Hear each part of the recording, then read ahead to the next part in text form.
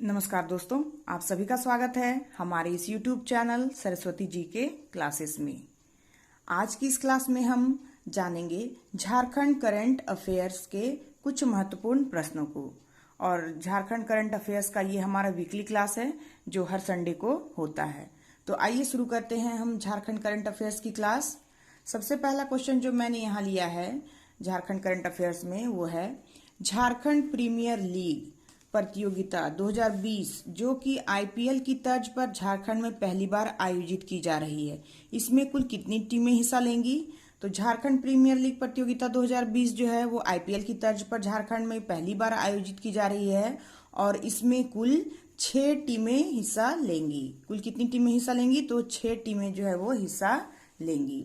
ये जो प्रतियोगिता है ये खेली जाएगी जेएससीए क्रिकेट स्टेडियम रांची में और इसकी शुरुआत होगी 15 सितंबर से।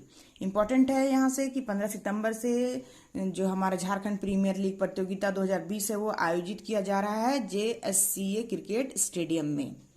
फिर इसमें कुल 33 मैच खेले जाएंगे। कुल कितने मैच खेले जाएंगे? तो 33 मैच खेले जाएंगे इस टूर्नामेंट में। और इसमें जो 6 टीमें भाग लेंगी उनके नाम हैं Ranchi readers, Bokaro blasters, Dhanbad Dynamos, Jamshedpur jugglers, Singhbhum strikers तथा दुमका डेयर डेविल्स। ये 6 टीमें हैं जो कि भाग लेने वाली हैं झारखंड प्रीमियर लीग में और ये 15 सितंबर से शुरू होने जा रही है रांची के जेएससीए क्रिकेट स्टेडियम में। आज का हमारा दूसरा क्वेश्चन है राष्ट्रीय सांख्यिकी संगठन एनएसओ के नवीनतम सर्वेक्षण रिपोर्ट के अनुसार झारखंड के कितने प्रतिशत घरों में इंटरनेट की सुविधा उपलब्ध है? तो ये जो राष्ट्रीय सांख्यिकी संगठन या एनएसओ के जो नवीनतम सर्वेक्षण रिपोर्ट है उसके अनुसार झारखंड के 18% घरों में इंटरनेट की सुविधा उपलब्ध है। मात्र 18% घरों में ही इंटरनेट की सुविधा जो है वो उपलब्ध है हमारे झारखंड में। राष्ट्रीय सांख्यिकी संगठन जो है उनके नवीनतम सर्वेक्षण के अनुसार देखा जाए झारखंड के जो ग्रामीण क्षेत्र हैं उनमें 11.9% घरों में ही इंटरनेट की सुविधा है और लगभग 88% घर जो हैं अभी भी वंचित हैं। यानी कि ग्रामीण क्षेत्र में इसका प्रतिशत कितना है? तो 11.9% घरों में ही इंटरनेट की सुविधा उपलब्ध है और अभी भी 88% लगभग घर ऐसे हैं जहां इंटरनेट की कोई सुविधा नहीं है। फिर शहरी क्षेत्र में अगर इसका देखा जाए तो इसमें 40.2% जो घर हैं वहाँ इंटरनेट की सुविधा उपलब्ध है और ये सर्वेक्षण जो है वो राष्ट्रीय सांख्यिकी संगठन के द्वारा किया गया है।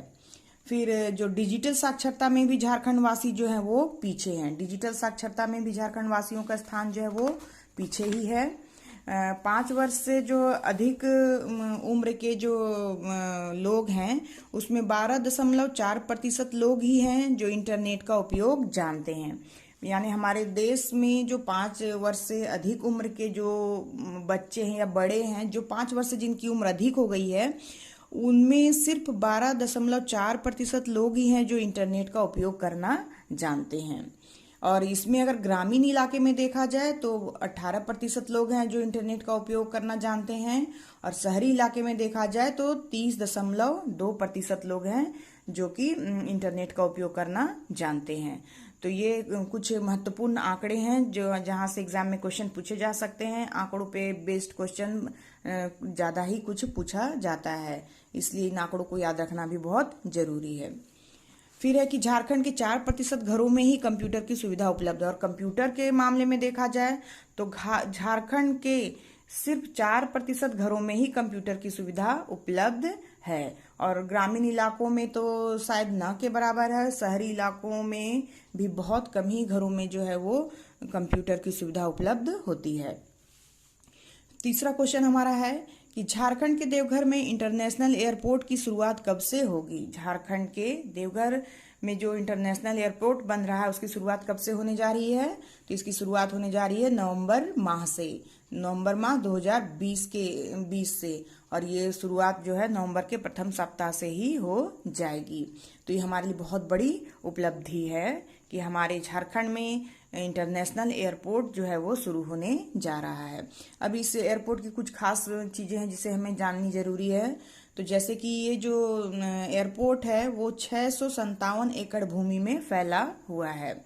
जो झारखंड का जो देवघर का जो इंटरनेशनल एयरपोर्ट है वो 657 एकड़ भूमि में फैला है। फिर 2500 मीटर लंबा इसका रनवे है। फिर टर्मिनल भवन जो इसका है वो 5130 स्क्वायर मीटर में बन रहा है। और जो इसका टर्मिनल बिल्डिंग है उसमें 6 चेक इनकाउंटर होंगे। 6 चेक इनकाउंटर जो हैं वो बनाए गए हैं टर्मिनल बिल्डिंग में। और फिर एक आगमन पॉइंट होगा और 200 यात्रियों को संभालने की इसकी कैपेसिटी होगी। तो ये कुछ महत्वपूर्ण जानकारियां हैं देवघर के इंटरनेशनल एयरपोर्ट की, जिसे कि जानना जरूरी है। ये एक बहुत ही अच्छी चीज होने जा रही है झारखंड में, और इससे यहाँ के वासियों को बहुत ज्यादा फायदा भी होगा। तो इन सब चीजों को जानना भी जरूरी है एग्जाम पॉइंट ऑफ व्यू से। फिर नेक्स्ट क्वेश्चन है हमारा कि लोक सेवा समिति की 29वीं वर्षगांठ पर दिसोम गुरु शिबू सोरेन को कौन से सम्मान से सम्मानित किया गया है? तो ये जो लोक सेवा समिति की 29वीं वर्षगांठ पर जो हमारे दिसोम गुरु हैं शिबू सोरेन, उन्हें जो सम्मानित किया गया वो सम्मान कौन से सम्मान से इन्हें सम्मानित किया गया है? तो वो सम्मान है झारखंड रत्न। झारखंड रत्न से हमारे दिसोम गुरु शिबू सोरेन को सम्मानित किया गया है लोक सेवा समिति के 29वीं वर्षगांठ पर। ये जो कार्यक्रम है, इस कार्यक्रम जो आयोजित किया गया था, इसमें जो मुख्य अतिथि थे वे थे ग्रामीण एसपी नौशाद आलम तथा पद्मश्री मुकुंद नायक। तो ये दोनों जो थे वो मुख्य अतिथि के रूप में थे और हमारे दिसोम गुरु को झारखंड रत्न से सम्मानित किया गया है लोक सेवा समिति की 29वीं वर्षगांठ पर। नेक्स्ट क्वेश्चन है हमारा, भूदान आंदोलन के जनक विनोबा भावे की हाल ही में कौन सी जयंती मनाई गई है? तो भूदान आंदोलन के जो जनक हैं विनोबा भावे, उनकी हाल ही में यानी 11 सितंबर को 125वीं जयंती मनाई गई है। 125वीं। इनका जो मूल नाम था विनोबा भावे का वो था विनायक राव भावे। फिर इनका जो जन्म है वो हुआ था 11 सितंबर 1895 ईस्वी को, और इनकी मृत्यु जो हुई थी वो हुई थी 15 नवंबर 1983 ईस्वी को। फिर इनको अंतर्राष्ट्रीय रेमन मैगसेसे पुरस्कार भी मिला था 1958 ईस्वी में, और इनको भारत रत्न पुरस्कार से भी नवाजा गया था 1983 ईस्वी में। इसके साथ ही गांधी जी के द्वारा प्रथम सत्याग्रही के रूप में ये चुने गए थे। किसमें? तो व्यक्तिगत सत्याग्रह में इन्हें प्रथम सत्याग्रही के रूप में चुना गया था 11 अक्टूबर 1940 ईस्वी में। तो ये कुछ महत्वपूर्ण जानकारियां हैं विनोबा भावे से जुड़ी हुई। अगर विनोबा भावे का नाम आया है, इनके बारे में अगर प्रश्न पूछा गया तो इनसे संबंधित इन सभी चीजों को भी एग्जाम में पूछा जा सकता है। फिर है कि कोरोना जांच की रिपोर्ट की जानकारी के लिए झारखंड सरकार ने कौन सा ऐप लॉन्च किया है? तो कोरोना जांच की रिपोर्ट की जानकारी के लिए झारखंड सरकार ने आरोग्य झारखंड ऐप लॉन्च किया है। इसके बारे में हम कुछ महत्वपूर्ण जानकारी ले लेते हैं कि कोरोना जांच की परेशानी को खत्म करने के लिए झारखंड सरकार के स्वास्थ्य विभाग द्वारा आरोग्य झारखंड ऐप लॉन्च किया गया है। यानी कि कोरोना जांच में जो परेशानियां हो रही थी, जो प्रॉब्लम्स आ रहे थे रिपोर्ट को लेकर, उन सबों को दूर करने के लिए हमारे झारखंड सरकार के स्वास्थ्य विभाग के द्वारा आरोग्य ऐप जो है वो लॉन्च किया गया है। साथ ही इस ऐप में मोबाइल नंबर और टेस्ट की जो डेट है उसे डालने से जांच रिपोर्ट को देखा जा सकता है। यानी कि जिसे भी अपनी जांच रिपोर्ट देखनी हो वो इस ऐप में अपना मोबाइल नंबर और जिस डेट को उसने टेस्ट करवाया है उसको डालते ही उनकी जो जांच की जो रिपोर्ट है वो दिख जाएगी इस ऐप के जरिए। तो ये बहुत ही आसान उपाय कर दिया गया है कोरोना जांच की परेशानियों को दूर करते हुए। और ये जो ऐप है वो है हमारा झारखंड आरोग्य ऐप। अब नेक्स्ट क्वेश्चन है, झारखंड में कितने फीसदी बच्चे कुपोषण का शिकार हैं? तो झारखंड में 47.8% बच्चे जो हैं वो कुपोषण का शिकार है। यानी आधे बच्चे जो हैं वो लगभग आधे बच्चे जो हैं वो कुपोषण के शिकार हैं। अब इसके बारे में कुछ महत्वपूर्ण जानकारी हम देख लेते हैं कि राष्ट्रीय स्वास्थ्य परिवार सर्वेक्षण यानी NFHS की नवीनतम रिपोर्ट के अनुसार कोल्हान प्रमंडल के पश्चिमी सिंहभूम के बच्चे सबसे ज्यादा किस चीज से ग्रसित हैं? तो वो कुपोषण से ग्रसित हैं या कुपोषण के शिकार हैं। कौन से क्षेत्र में? तो कोल्हान प्रमंडल के पश्चिमी सिंहभूम के बच्चे जो हैं वो सबसे ज्यादा शिकार हैं किसके? तो कुपोषण के हैं। फिर इस रिपोर्ट के अनुसार झारखंड जो है वो देश के सबसे कुपोषित राज्यों में शामिल है। झारखंड जो है वो देश के सबसे कुपोषित जो राज्य हैं उसमें शामिल है। बिहार और मध्य प्रदेश दो ही राज्य ऐसे हैं जो कुपोषण के मामले में झारखंड से आगे हैं। यानी कि अगर कुपोषण के मामले में देखा जाए तो यहाँ 50% लगभग बच्चे जो हैं वो कुपोषण के शिकार हैं, और अगर राज्यों में इसका देखा जाए तो झारखंड से सिर्फ दो ही राज्य हैं जहाँ की कुपोषण के मामले झारखंड से अधिक है, और वो राज्य हैं बिहार और मध्य प्रदेश। तो ये इंपॉर्टेंट जानकारियां हैं, इन्हें याद रखना जरूरी है। फिर है कि 5 वर्ष की आयु के करीब 45.3% बच्चे जो हैं वो कुपोषित हैं। यानी 5 वर्ष की आयु के करीब जो बच्चे हैं उनमें 45.3% बच्चे हैं जो कि कुपोषित हैं झारखंड में। जबकि अगर देश में इस उम्र के बच्चों का प्रतिशत देखा जाए तो वो है 38.4%, जो कि काफी कम है हमारे झारखंड के एवज में। तो इस तरह से हमारे झारखंड की स्थिति बहुत ही खराब है इस मामले में कि हमारे यहाँ बच्चे जो हैं वो 50% बच्चे जो हैं वो लगभग कुपोषण के शिकार है, और इसमें सबसे ज्यादा जो आता है वो कोल्हान प्रमंडल के पश्चिमी सिंहभूम के बच्चे आते हैं।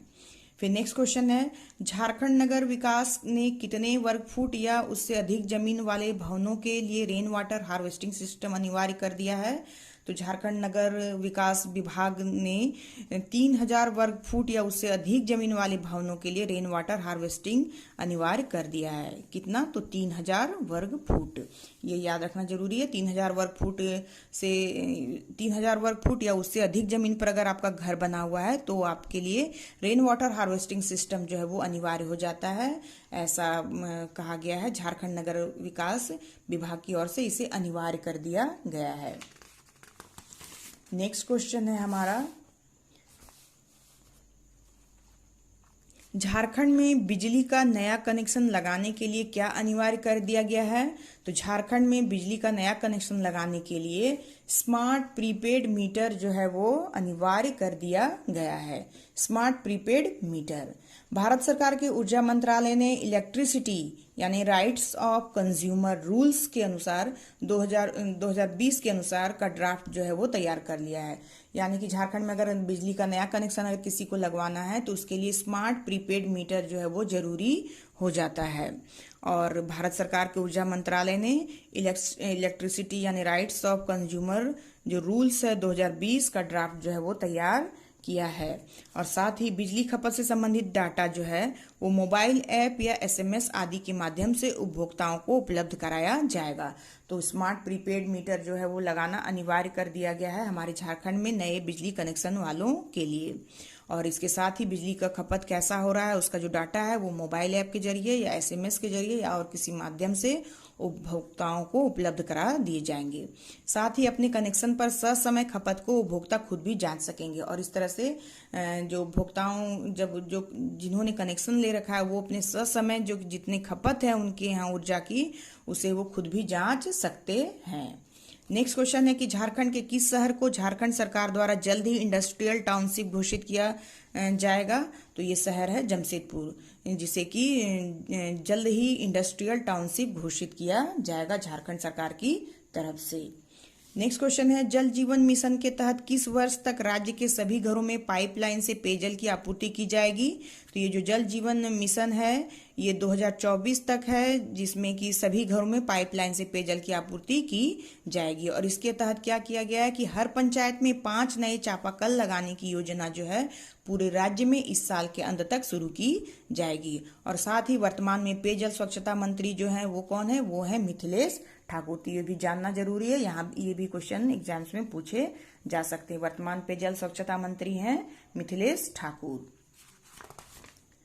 नेक्स्ट क्वेश्चन है, यंग इंजीनियर अवार्ड 2020 जो इंडियन नेशनल एकेडमी द्वारा दिया जाता है से झारखंड में किसे सम्मानित किया जाएगा? तो यंग इंजीनियर अवार्ड 2020 जो है वो मिलेगा IIT ISM के electronic engineer professor Raghavendra Chaudhary को। ये कहाँ कार्यरत हैं? तो IIT ISM धनबाद में ये कार्यरत हैं और इलेक्ट्रॉनिक इंजीनियर विभाग के प्रोफेसर हैं। और ये जो IIT ISM है, इसकी स्थापना कब की गई थी? तो इसकी स्थापना की गई थी 1926 ईस्वी में। फिर प्रोफेसर चौधरी को यह अवार्ड 5G के लिए कॉम्पैक्ट मेटा मटेरियल एंटीना और रेडियो प्रणालियों की डिजाइन और साथ ही विकास में उल्लेखनीय योगदान के लिए दिया जाएगा। यानी कि इन्हें ये अवार्ड इसलिए दिया जा रहा है क्योंकि इन्होंने 5G के लिए कॉम्पैक्ट मेटा मटेरियल एंटीना और रेडियो प्रणालियों की डिजाइन और विकास में उल्लेखनीय योगदान दिया है। इसी वजह से इन्हें ये अवार्ड दिया जाएगा और ये पुरस्कार स्वरूप इन्हें 1 लाख रुपए की नगद राशि भी दी जाएगी। साथ ही 25 मई 2016 को ISM को IIT का दर्जा दिया गया। ये भी इम्पोर्टेंट है, ऐसा भी क्वेश्चन पूछा जा सकता है कि ISM धनबाद को IIT का दर्जा कब मिला था? तो ये मिला था 25 मई 2016 ईस्वी को। नेक्स्ट क्वेश्चन है कि राज्य पिछड़ा आयोग ने राज्य में पिछड़े वर्गों का आरक्षण कितना प्रतिशत करने की अनुशंसा की है? तो राज्य पिछड़ा आयोग ने राज्य में पिछड़े वर्गों का आरक्षण जो है वो 36% करने की अनुशंसा की है। पिछड़ा आयोग की अनुशंसा यदि झारखंड सरकार स्वीकार करती है तो राज्य में पिछड़े वर्गों का आरक्षण जो है 14% से बढ़कर 36% हो जाएगा। तो ये भी इम्पोर्टेंट है कि अब जो है जो राज्य के पिछड़ा आयोग है, उन्होंने राज्य में पिछड़े वर्गों का आरक्षण जो है वो 36% करने की अनुशंसा की है और अगर सरकार इसको मानती है तो राज्य में पिछड़े वर्गों का आरक्षण जो है वो 14 से बढ़कर 36% हो जाएगा। फिर है कि झारखंड के कितने शहरों में GST मामलों की सुनवाई की सुविधा उपलब्ध होगी? तो झारखंड के 3 शहरों में GST मामलों की सुनवाई की सुविधा जो है वो उपलब्ध होगी और ये शहर है रांची, जमशेदपुर तथा धनबाद। रांची, जमशेदपुर तथा धनबाद में जो है GST मामलों की सुनवाई की सुविधा जो है उपलब्ध कराई जाएगी। नेक्स्ट क्वेश्चन है, प्रधानमंत्री द्वारा आयोजित किए जाने वाले शिक्षक पर्व कार्यक्रम में झारखंड से किसे शामिल किया गया है? तो प्रधानमंत्री द्वारा आयोजित किए जाने वाले जो आयोजित किया गया है शिक्षक पर्व कार्यक्रम, इसमें रांची स्थित गुरु नानक स्कूल की जो शिक्षिका है सुखप्रीत कौर, इन्हें शामिल किया गया है हमारे झारखंड से। नेक्स्ट क्वेश्चन है कि झारखंड राज्य वन संरक्षण विभाग ने हाथियों का हमला रोकने के लिए धनबाद के किस स्थान में 49 लाख की लागत से डैम बनाकर पानी रोकेगा? तो ये स्थान है टुंडी, जहां पे 49 लाख की लागत से डैम बनाया जाएगा और हाथियों के आक्रमण को रोकने की कोशिश की जाएगी।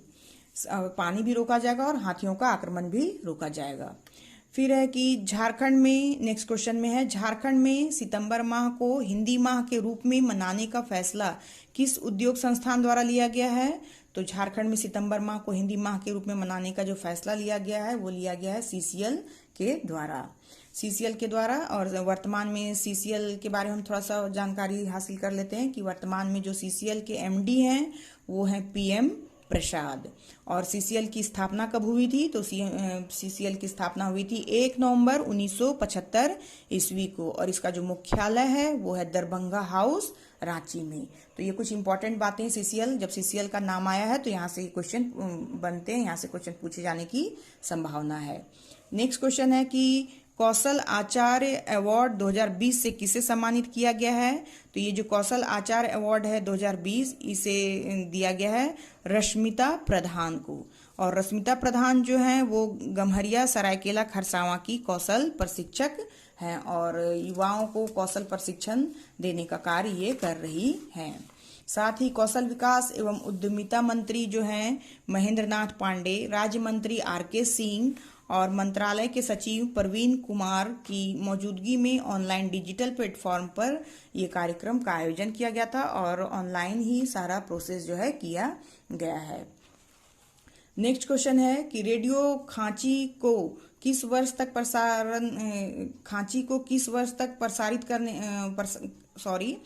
रेडियो खांची को किस वर्ष तक प्रसारण विस्तार मिला है? तो रेडियो खांची को 2022 तक प्रसारण विस्तार मिला है, यानी इसके प्रसारण को बढ़ा दिया गया है। 30 सितंबर 2022 तक इसका प्रसारण जो है वो किया जाएगा।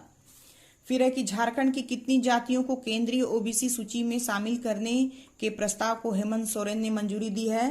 तो झारखंड की 36 जातियों को केंद्रीय ओबीसी सूची में शामिल करने के प्रस्ताव को हेमंत सोरेन ने मंजूरी दी है। फिर नेक्स्ट क्वेश्चन है कि झारखंड के किस संस्थान द्वारा industrial safety award capsule Gill के नाम से दिया जाएगा? तो झारखंड के IIT ISM धनबाद जो है उसके द्वारा industrial safety award capsule Gill के नाम से दिया जाएगा। फिर नेक्स्ट क्वेश्चन है कारोबार सुगमता ranking 2019 ease of doing business में झारखंड कौन से स्थान पर रहा है? तो कारोबार सुगमता रैंकिंग 2019 में झारखंड जो है वो 5वें स्थान पर रहा है। और ये जो कारोबार सुगमता रैंकिंग है 2019 उसे वित्त मंत्री निर्मला सीतारमण द्वारा जारी किया गया है। और इसके पहले जो सर्वेक्षण रैंकिंग किया गया था उसमें झारखंड जो है वो 4थे नंबर पर था। तो ये थी झारखंड से संबंधित कुछ महत्वपूर्ण करंट अफेयर्स इस सप्ताह की। तो आज के लिए बस इतना ही। नेक्स्ट वीडियो में हम फिर नेक्स्ट टॉपिक के साथ फिर मिलेंगे। तब तक के लिए धन्यवाद। जय हिंद, वंदे मातरम।